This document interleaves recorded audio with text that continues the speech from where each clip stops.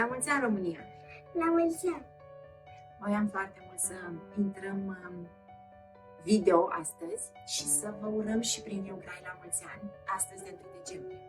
Noi am fost cuprinse de spiritul Crăciunului, n-am mai avut răbdare, așa că aseară, după cum vedeți, am împodobit bradul și îl așteptăm pe Moș Crăciun. A început numărătoarea inversă. Însă astăzi, de ziua națională, îmi doream mult să vă urez, așa cum am spus prin viu grai, să nu uitați de noi. De fapt, să ne urăm nouă femeilor, să nu uităm de noi și să ne amintim în fiecare zi că suntem foarte, foarte importante în familiile noastre, în societate, dar mai ales în fața oglinzii. Măcar pentru 2023 să ne setăm acolo o rezoluție mică și să încercăm în fiecare zi să ne prețuim tot mai mult. Este o lecție pe care femeia din România începe să o învețe, încet, încet. Este timpul ca tot mai multe dintre noi să intrăm în acest curs și să învățăm lecția iubirii de sine. În același timp, însă, vreau să profit de acest video și să vă invit pe 14 decembrie la conferințele Antreprenare. Este primul eveniment de acest gen din comunitatea noastră. Este un eveniment îndrăzneț. Este un eveniment pe care l-am visat și l-am proiectat cu foarte multe luni în urmă. Și da, mi-am dorit să îl organizez pe 14 decembrie, chiar pe ziua mea. O zi în care mi-ar plăcea să ne aniversăm noi toate antreprenamele din comunitate. Și e nevoie să veniți aici la acest eveniment, pentru că fără oameni nu există comunitate. Fără oameni deja nu mai bifăm această definiție a comunității. Va fi un eveniment foarte frumos, promit. Vor urca pe scenă femei extraordinare, femei reper, care ne vor povesti din experiența lor. Vor fi foarte multe cadouri, pentru că alături de sponsorii care au îmbrățișat cu multă bucurie principiile proiectului Antreprename, ei bine, împreună cu ei îmi doresc să vă ofer în decembrie și înainte de Moș Crăciun multe daruri. Pe parcurs vă voi dezvălui o parte dintre ele. Și astăzi este timpul să vă spun că la acest eveniment veți primi și o bijuterie. O bijuterie din aur la propriu. Dar înainte de asta mi-aș dori să fac o mică paranteză. Pentru că invitatul evenimentului este Claudia Benea, singura femeie sommelier de apă din România. Este o femeie fascinantă în adevăratul sens al cuvântului, iar eu sunt recunoscătoare că am cunoscut-o. Îi mulțumesc inclusiv Gabrielei Florea, care mi-a făcut legătura cu Claudia. Iată cât de important este să aparții uneori unei comunități și cât de puternică este forța aceasta a comunității.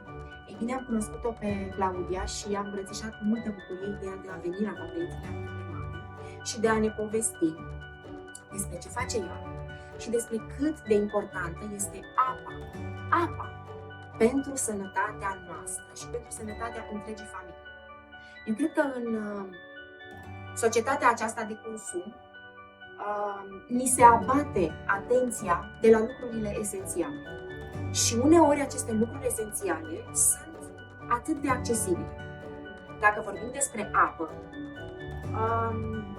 da, vorbim despre o resursă foarte accesibilă și foarte prețioasă, pentru că România este una dintre cele mai bogate surse de apă naturală din lume. Și iată că uităm asta. În culturarea priorităților de zi cu zi, uităm câte resurse naturale are această țară mândră și minunată să ne ofere. Din păcate, ajung alții să profite de resursele noastre. Și este nevoie de voci puternice, este nevoie de oameni extraordinari precum Claudia Benea, care, pe lângă faptul că este ambasadorul apelor minerale din România, misiunea ei atât de asumată și atât de frumoasă este aceea de a povesti tuturor despre importanța apei, apa ca aliment. Tot prin Claudia, să știți că am ajuns la această minune, la această bijuterie. Aceasta este bijuteria despre care vă vorbeam. Este apa Dora. Este o apă provenită din izvoarele românești, de fapt dintr-un anumit izvor din România. Este o apă premiată la nivel mondial, foarte bogată în coloizi de aur și argint. Pentru sănătate, această apă este un adevărat medicament.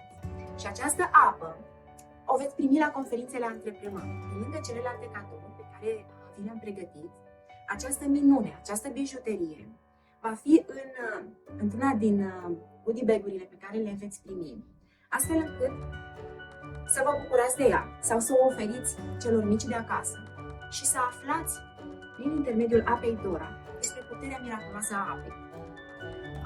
Această apă este foarte, foarte pură, nu are nitriți, nu are nitrați, este îmbuteliată exact așa cum izvorăște din sursa principală din izvor.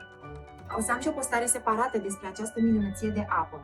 Mă bucur extraordinar de mult că am descoperit-o și pentru mine, vă spun, a fost un ajutor nemaipomenit în această perioadă în care, din păcate, din fetița mea, astăzi este la a doua tranșă de antibiotic. Viroza asta este și cauza pentru care în ultima vreme nu am fost atât de activă pe grup.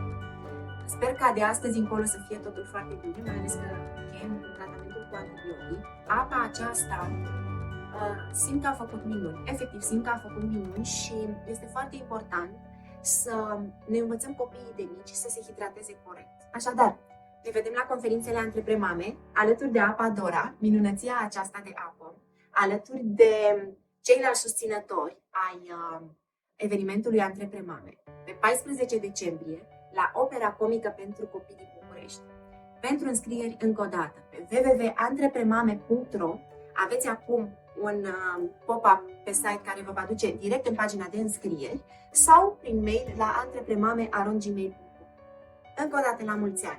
La mulți ani, Antreprenmame, la mulți ani, România! Doamne ajută să ne fie bine!